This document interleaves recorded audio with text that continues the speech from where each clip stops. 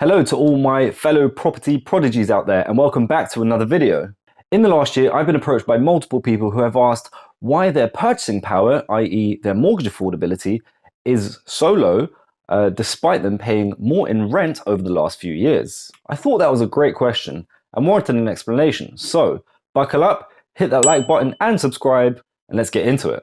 First thing I need to touch on is some modern financial history that will put this all into context. A lot of you will be aware of the 2008 financial crisis, aka the recession, and some of you may have even been heavily affected by it.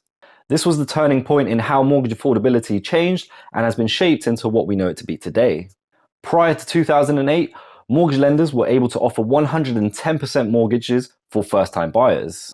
What this meant was if you were buying a house at £250,000, you could get a loan for £275,000 to buy the house, plus have enough money to do it up a little bit and maybe have an absolute field day at IKEA, hot dogs and all. With some lenders, you didn't need a deposit and your salary wasn't a big issue as long as you could afford the monthly payments on paper, without even accounting for other costs in your life. Crazy, right? But here's what it led to. When the market crashed in 2008, house prices plummeted around 15%. So if you had a house valued at £250,000, suddenly your house was worth around £212,000, but you still had a mortgage of £275,000. So you had a lot of negative equity. This meant that if you wanted to sell the house, you would still owe the bank £63,000. A lot of people who got into difficulty with payments were sadly repossessed, which is when the bank takes your home away. Some banks were not able to recover the money they loaned out to people, and the reserves that they had of actual physical cash depleted really quickly, which led to their collapse. Since then, the mortgage regulations changed to account for these types of risks, and they now have stringent checks and tests in place to hopefully never be in that position again. But because of this, it's become very hard for people to get a mortgage equivalent to what they pay in rent. This leads me on to my next point. A mortgage is a long-term contract allowing you to leverage a relatively small amount of money in exchange for control of a huge asset. With the increased house prices, the gap to bridge the 90 to 90% value is normally quite high.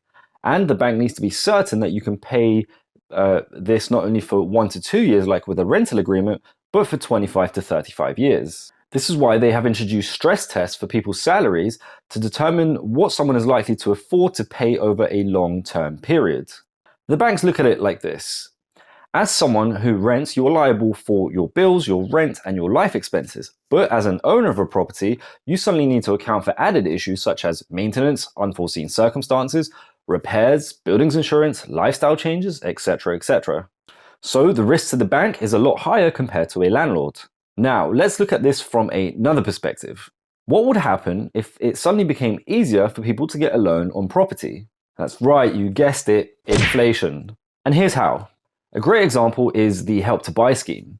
The Help to Buy scheme made it so much easier for first-time buyers to get on the ladder because the government bridged the affordability gap by giving people equity loans.